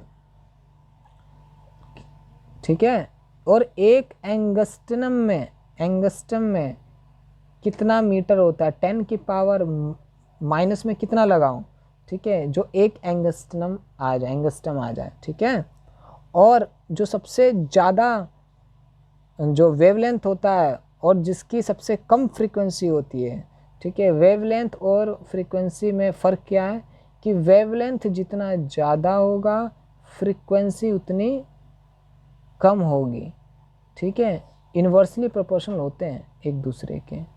कौन इन्वर्सली प्रोपोर्शनल होते हैं, फ्रीक्वेंसी और वेवलेंथ। ठीक है, दोबारा बता देता हूँ, वेवलेंथ और फ्रीक्वेंसी एक दूसरे के इन्वर्सली प्रोपोर्शनल होते हैं, यानी कि वेवलेंथ जितना ज़्यादा, ठीक है, फ्रीक्वेंसी उतनी कम, और वेवलेंथ जितना कम फ्रीक्वेंसी उतनी ज़्यादा, और जितनी ज़्यादा फ्रीक्वेंसी होगी यानी नंबर ऑफ जो रोटेशन होगा, ठीक है, किसी भी वेव का, वो ज़्यादा होगा पर सेकंड में अगर फ्रीक्वेंसी ज़्यादा होगी तो।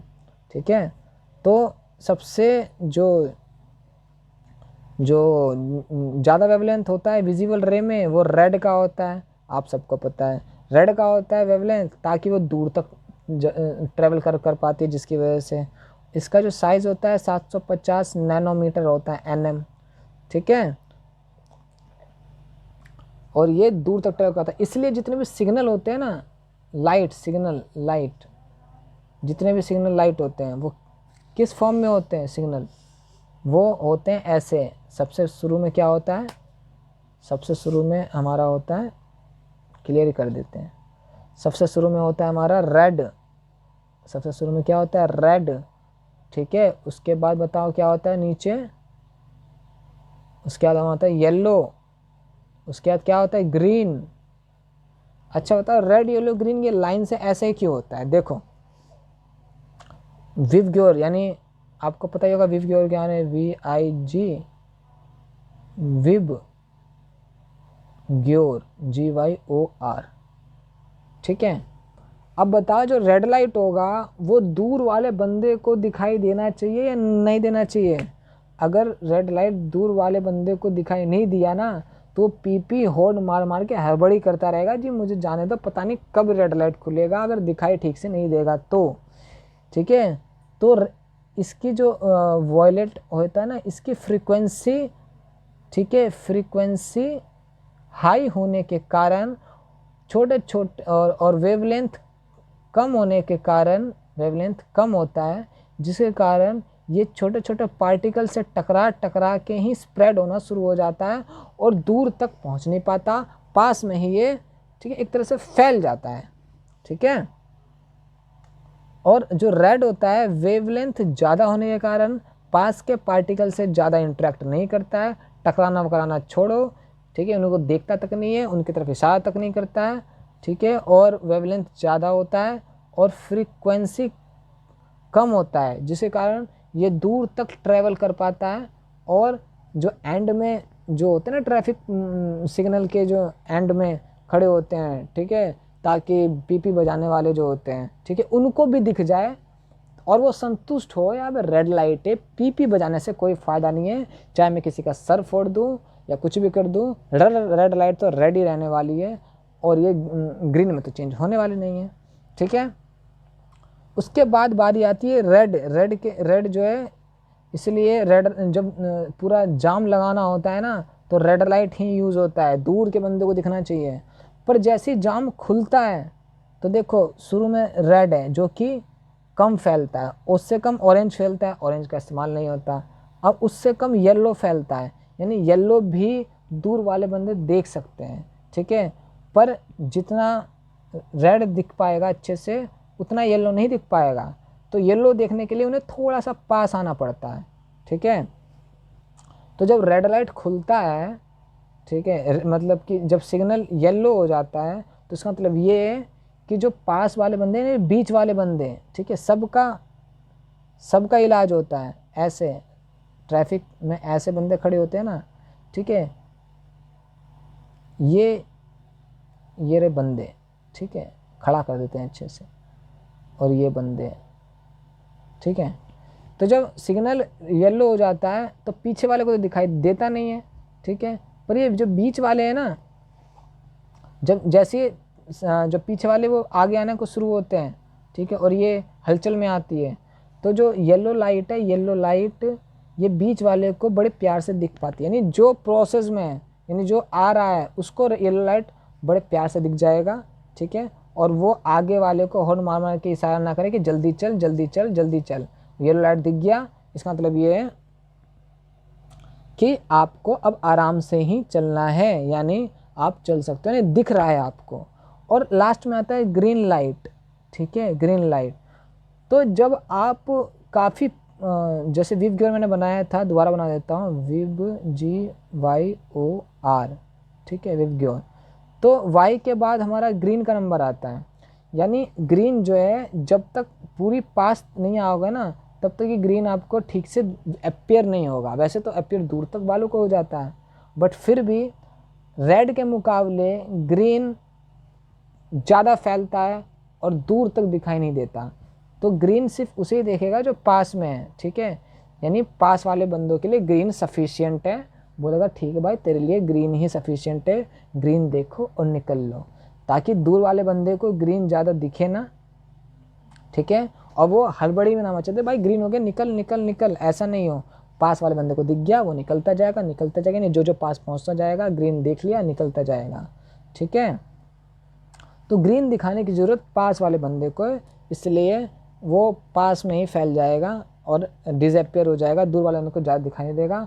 पर ग्रीन सिर्फ पास वाले को लगाया गया है, ठीक है, और येलो उससे थोड़ा दूर वाले को ही लगाया गया है, और एंड वालों के लिए रेड लाइट तो है ही, ठीक है, वो लगाया गया है क्योंकि भाई रेड लाइट एंड वालों के लिए ये है कि तुम देखो शांत रहो कि भाई रेड लाइट है, चुपचाप हड़बड़ी ना करो, ठीक है, बाइक ऑफ करो और खड़े हो जाओ, ठीक है, हो सके तो मुजरा भी कर लो, कोई दिक्कत नहीं है। वैसे भी आजकल टिकटॉक बहुत बना लेते हैं, बाइक वाइक लगाएंगे साइड में और टिकटॉक बनाना शुरू कर देंगे, ठीक। तो हमारे बोर साहब ने बाल्मर जी को चुरा लिया, बाल्मर जी को नहीं चुराया, बाल्मर जी के फॉर्मूले को चुरा लिया, ठीक है। अब बोर ने बाल्मर फॉर्मूला के लिया और क्वांटम मैकेनिक्स को प्रूफ करके दिखा दिया और थ्योरी अपने नाम ले लिया, ठीक है, और बोर्स क्वांटम मैकेनिक्स के फादर बन गए और पप्पा जी कहलाए बोर्स, ठीक है। अगर बोला जाए क्वांटम मैकेनिक्स के पापा जी यानी फादर कौन है, तो आप बोलोगे हमारे बोर साहब हैं, बोर जी, इन्होंने ही समझा था जी क्वांटम मैकेनिक्स को, ठीक है। वैसे ये कौन से नंबर के पापा हैं ये तो इंटरनेट बताएगा, और आप सर्च करके आओ और बताइए कि ये कौन से नंबर के पापा हैं, पहले नंबर के, दूसरे नंबर के, तीसरे नंबर के, क्योंकि बहुत सारे बंदे आ रहे थे अपनी थ्योरी दिए जा रहे थे, बट ये पहले व्यक्ति थे जिन्होंने थ्योरी दी और अच्छे से समझा बाकियों की तुलना से, ठीक है। पर पहले कौन समझता है, ठीक है, विनर वो कहलाता है, ठीक है। अब बोर ने प्लैंक्स फॉर्मूला को पर भी अपना हाथ मारा और बताया कि लाइट एनर्जी, ठीक है, लाइट एनर्जी अलग अलग पैकेट ऑफ एनर्जी में आती है, पर electron certain amount of energy he allow करते हैं, ठीक है। ऐसा नहीं है कि इलेक्ट्रॉन के पास जो मर्जी एनर्जी दो, ये इलेक्ट्रॉन है जी, इसको जितनी मर्जी एनर्जी देते जाओ। मैंने पहले भी बताया था कि एक लिमिट होती है किसी भी चीज़ के लिए, सर्टेन अलाउ करते हैं, ठीक है, जिसे हम बाल्मर फॉर्मूला से कैलकुलेट कर सकते हैं। जैसे कि मैंने बताया था, ये जो बाल्मर फॉर्मूला है, कहाँ गया जी, इसी में था, मैंने इरेज कर दिया, कोई दिक्कत नहीं। तो बाल्मर फॉर्मूला जो था ना, इसी यही तो था, 1/λ इक्वल टू r, ठीक है, 1/n फाइनल का स्क्वायर माइनस 1/n इनिशियल का स्क्वायर, ठीक है, ये फॉर्मूला था। तो यहाँ पे इस फॉर्मूले से यानी फाइनल यानी कोई भी इलेक्ट्रॉन एनर्जी अब्जॉर्ब करके एक फाइनल सेल में पहुँचता है, ठीक है, तो उस कौन से नंबर पे सेल पे पहुँचा वो यहाँ पे लिखो, और एनर्जी रेडिएट करके वापस कौन से नंबर में आया वो लिखो। उससे आपको वेवलेंथ पता चल जाएगी, और वेवलेंथ पता चल जाएगी तो ये पता चल जाएगा कि जो इलेक्ट्रॉन ने जो रेज एब्जॉर्ब किया था आखिर वो था कौन सा रेज, ठीक है, क्योंकि हर रेज का अपना एक यूनिक वेवलेंथ होता है, ठीक है।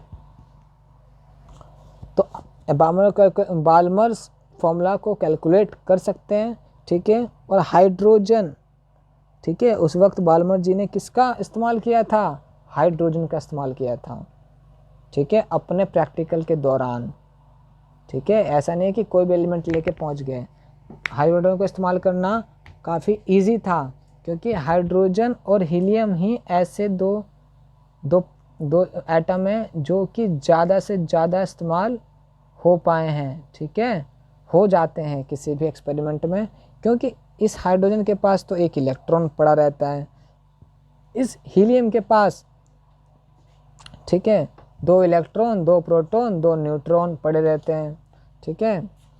और हाइड्रोजन के 3 आइसोटॉप्स होते हैं, ठीक है, 3 समस्थानिक होते हैं।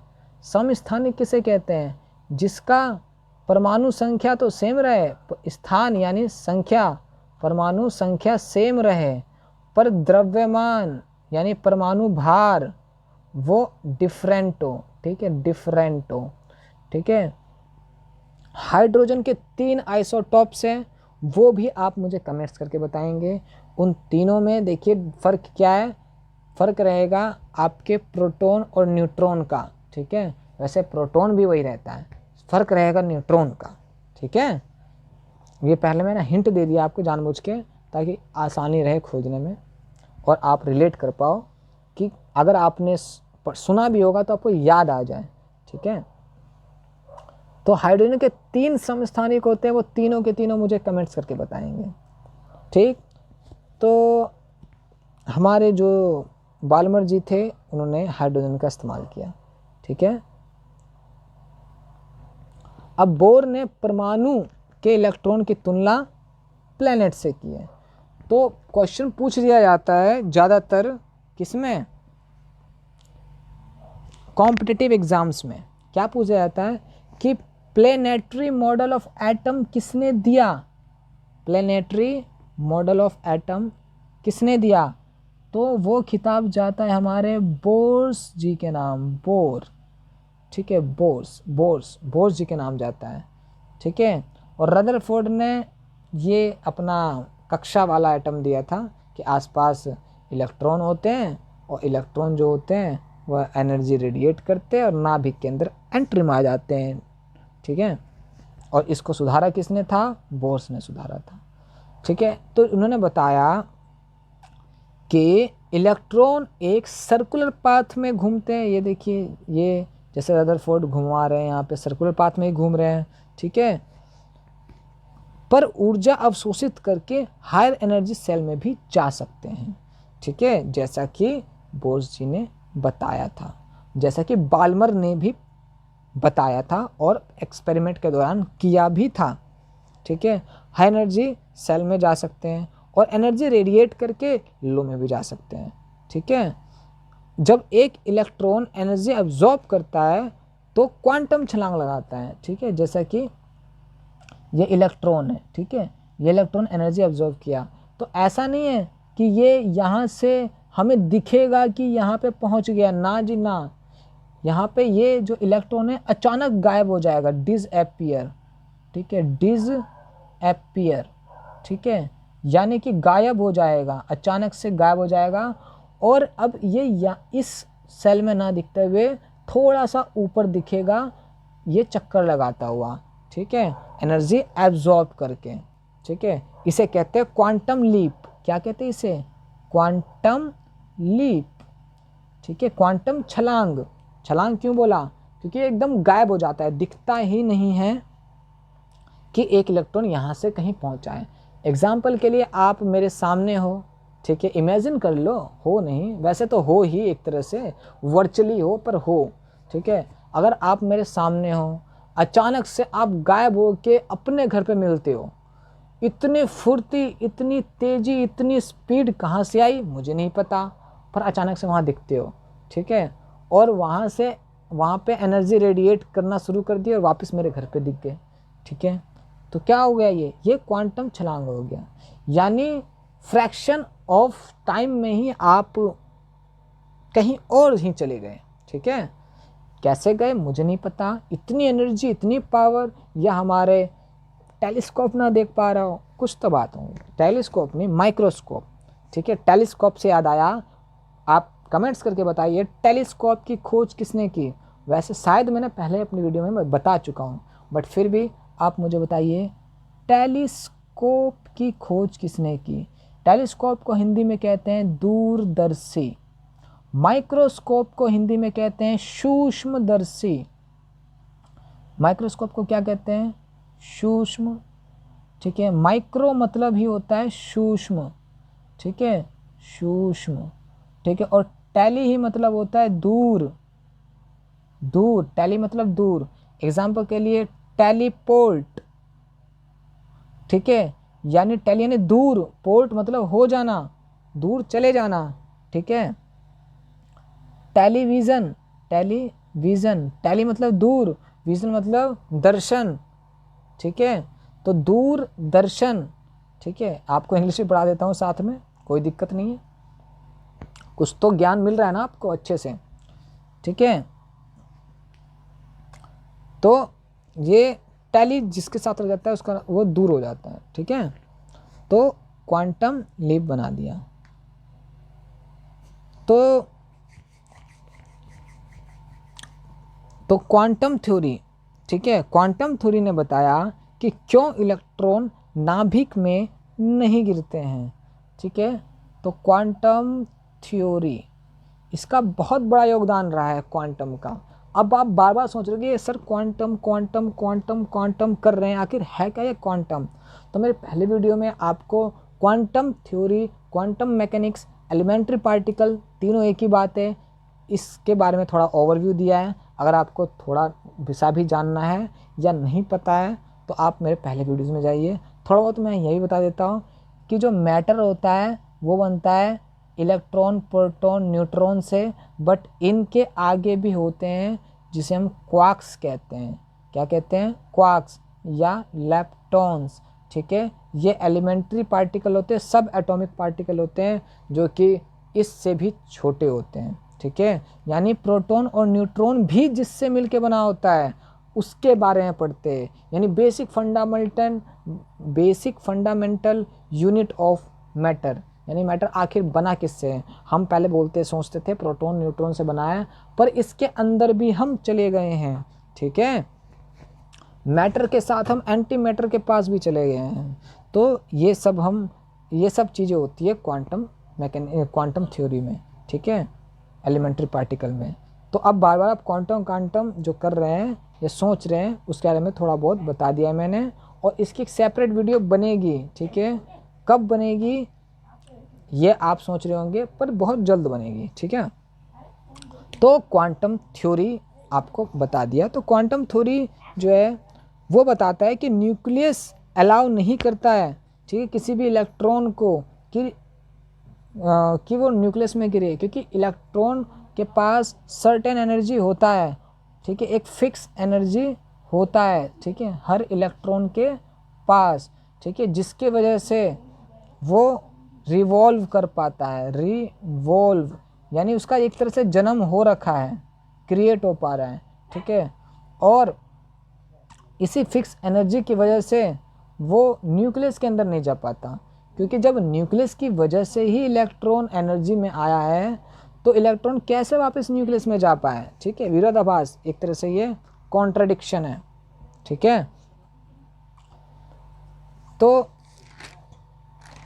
आपको, चलिए थोड़ा सा लेंथी हो रहा है वीडियो, कोई दिक्कत नहीं है, आपको पूरी जानकारी मिलनी चाहिए, ठीक है। तो क्योंकि न्यूक्लियस किसी भी इलेक्ट्रॉन को उसके ग्राउंड लेवल एनर्जी से नीचे आने नहीं देता है, ठीक है। जैसा कि अभी मैंने बताया, ग्राउंड लेवल एनर्जी से आने नीचे नहीं देता है। किसको? किसी भी इलेक्ट्रॉन को। कौन? न्यूक्लियस नहीं आने देता है, ठीक है। ये हमारा जी न्यूक्लियस है, ठीक है, न्यूक्लियस, ठीक है। ये न्यूक्लियस के अराउंड में ये हमारा सेल है, पहला सेल है जिसके अंदर सिर्फ 2 इलेक्ट्रॉन होते हैं। उसके बाद दूसरा सेल है, इसमें मैक्सिमम 8 इलेक्ट्रॉन आ पाते हैं। फिर उसके बाद 8 इलेक्ट्रॉन आ पाते हैं, जो कि अष्टक के नियम को फॉलो करता है। तो आप मुझे बताइए कमेंट करके कि ये जो एटम है ना, एटम, ये किसका एटम है, ठीक है। किसका एटम है, मतलब ये एटम का क्या नाम है, क्योंकि एटॉमिक स्ट्रक्चर तो दिया है। अगर आपको एटॉमिक स्ट्रक्चर बनाना नहीं आता तो कमेंट्स कर दीजिए, मैं आपको एटॉमिक स्ट्रक्चर बनाना भी सिखा दूंगा, ठीक है। एक उसकी वीडियो भी बना दूंगा, पूरा एटम का एक वीडियो भी बना दूंगा कि कैसे एटम का एटॉमिक स्ट्रक्चर देते हैं, ठीक है। वैलेंस सेल हो गया, कौन धातु होते हैं, कौन अधातु होते हैं, क्या क्या प्रॉपर्टीज़ होती है, ठीक है। उन सब के बारे में डिटेल बता दूंगा। फ़िलहाल तो आपको ये पता ही होना चाहिए कि कौन सा एटम है। नहीं पता तो क्लास 9th में चैप्टर नंबर 3 या 4 होगा, ठीक है, एटम के रिगार्डिंग। उसके अंदर 1 से लेके 18 तक के एटम दिए, ठीक है। 2 एटम उसमें नहीं दिए, ठीक है। अगर 2 एटम नहीं दिए, मैं बता देता हूँ। 19वां जो होता है वो के होता है, ठीक है, K4 क्या होता है? पोटेशियम। K4 क्या होता है? पोटेशियम। और जो 20वां होता है वो Ca होता है, Ca4 कैल्शियम, ठीक है, कैल्शियम, ठीक है। तो ये 19वां और 20वां मैंने बता दिया। 21वां जो है वो आपको बाद में बताएंगे। वहाँ से ट्रांजिशन मेटल स्टार्ट होता है, ठीक है, जो कि पीरियोडिक टेबल में आता है। तो पीरियोडिक टेबल आपको अच्छे से बताया जाएगा, ठीक है। फिलहाल ये आपको बताया जा चुका है, ठीक है। थोड़ा बहुत आपको नॉलेज तो मिल ही गई। तो बोर ने बताया और दिखाया कि जो एटम की जो प्रॉपर्टी होती है ना, एटम की प्रॉपर्टी, देखिए ये टेबल आपके सामने ले आया है, ठीक है। इसका थोड़ा बहुत ओवरव्यू आपको पता है तो अच्छी बात है, नहीं पता तो थोड़ा बहुत मैं बता ही दूंगा, ठीक है। ये देखो, ये ट्रांजिशन मेटल है, यहाँ से यहाँ तक ये जो ना, ये सारे के सारे, इसे संक्रामक तत्व कहते हैं। क्या कहते हैं? ट्रांजिशन मेटल, ठीक है। संक्रामक तत्व।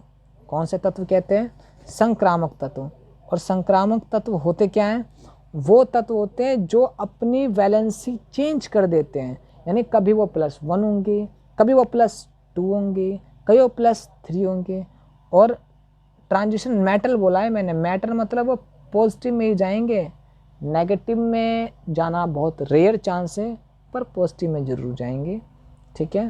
वैसे नेगेटिव में भी चले जाते हैं, ठीक है, ठीक है। तो मैक्सिमम वेरिएबल वैलेंसी शो करते हैं, मैक्सिमम वेरिएबल वैलेंसी। तो इसमें मैक्सिमम वेरिएबल वैलेंसी जो शो करता है वो Mn करता है, Mn, ठीक है, ठीक है। 7 ऑक्सीडेशन स्टेट होते हैं, 7 ऑक्सीडेशन स्टेट। कहाँ है Mn? दिख रहा है आपको कहीं पे Mn?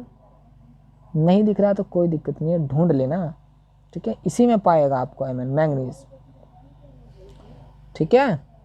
तो 7 ऑक्सीडेशन ये जो होते हैं ये हमारे S ब्लॉक होते हैं, S ब्लॉक, ठीक है। S ब्लॉक में इसको मिटा दे, थोड़ा अच्छे से बताएंगे आपको, ठीक है। ये हमारा S ब्लॉक होता है, ठीक है। S ब्लॉक यानी जो पहला सेल होता है ना, पहला cell atom S P D और F होता है। पहले सेल में कितने इलेक्ट्रॉन आ पाते हैं? 2 इलेक्ट्रॉन आ पाते हैं।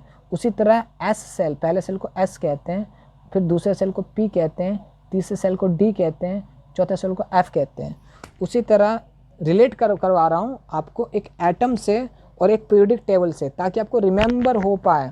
तो पहले सेल में 2 इलेक्ट्रॉन होंगे, पहले सेल को S कहते हैं। उसी तरह S ब्लॉक में दो ही रो इसे कॉलम कहते हैं, 2 ही कॉलम होते हैं, कॉलम 1 कॉलम 2।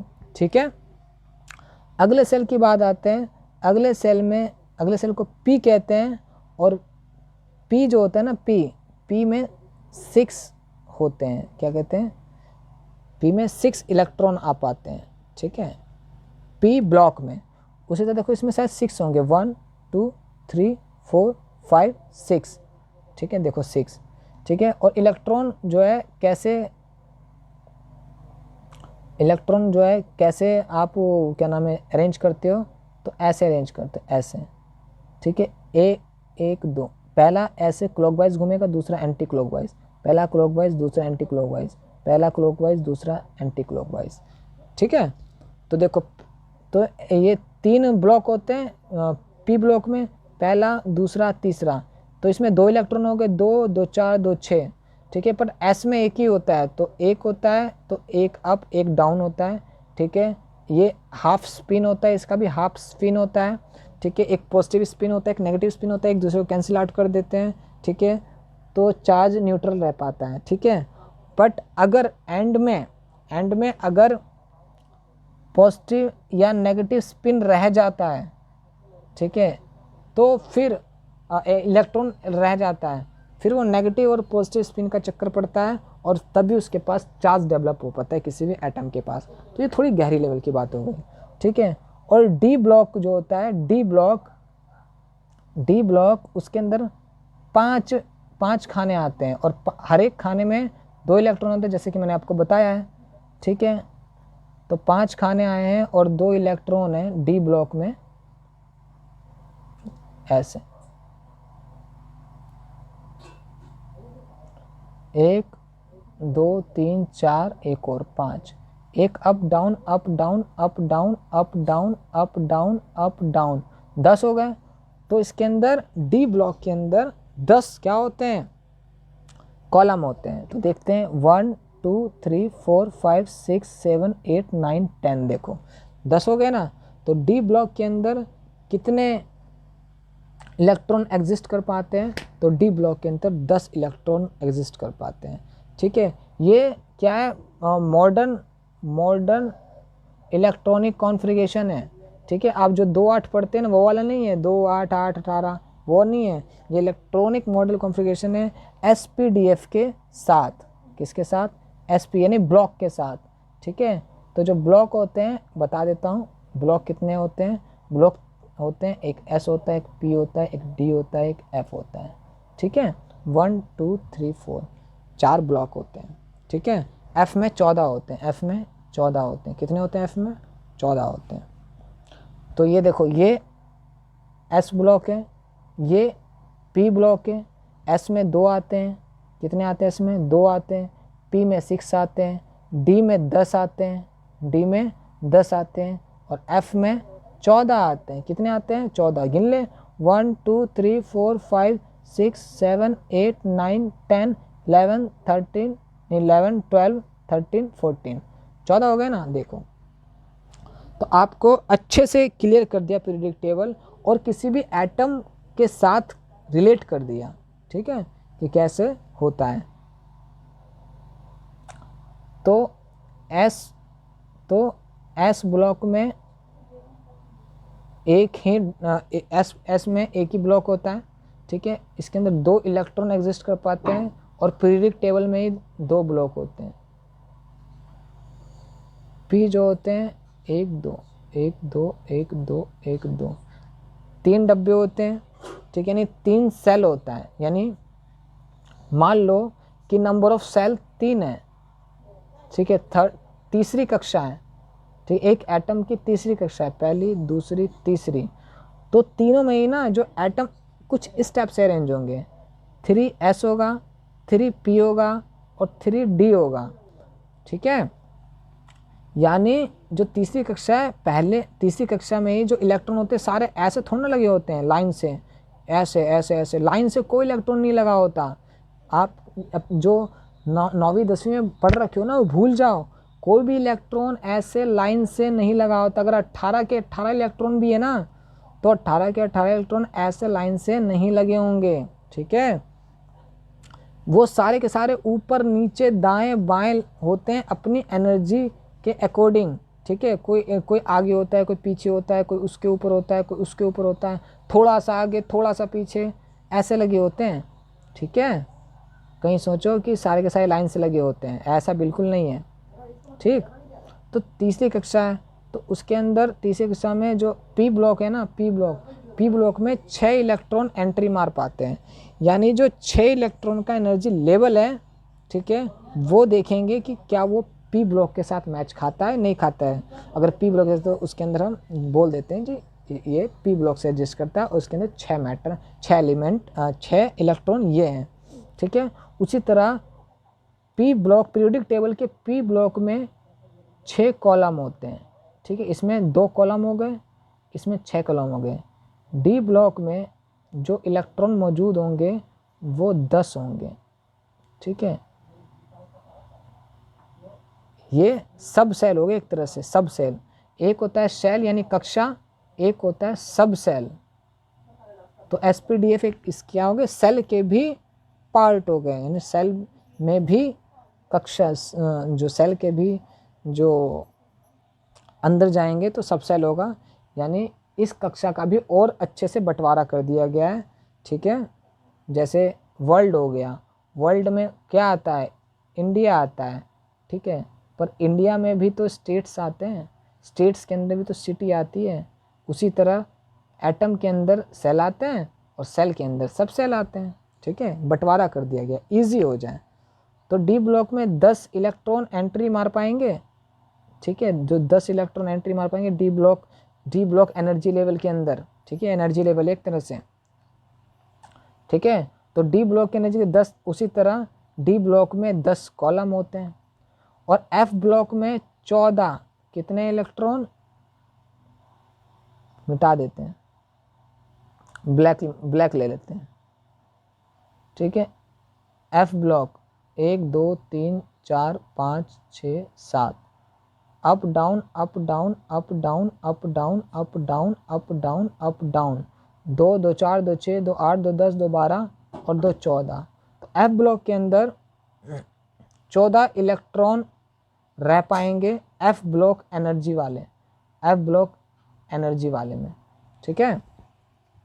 तो जो एस ब्लॉक होगा उसका एनर्जी लेवल अलग होगा, पी ब्लॉक होगा उसका एनर्जी लेवल अलग होगा, डी ब्लॉक होगा उसका एनर्जी लेवल अलग होगा, एफ ब्लॉक होगा उसका एनर्जी लेवल अलग होगा। समझ आ रही है एनर्जी लेवल की बात, ठीक है। जैसे मान लीजिए 4 का एस होगा, 4 का पी हो गया, 4 का डी हो गया, 4 का एफ हो गया, ठीक है। चौथे कक्षा में पहले में 2 इलेक्ट्रॉन हो गए, पी में 6 हो गए, फिर 10 हो गए, उसके बाद ये हो गया 14, ठीक है।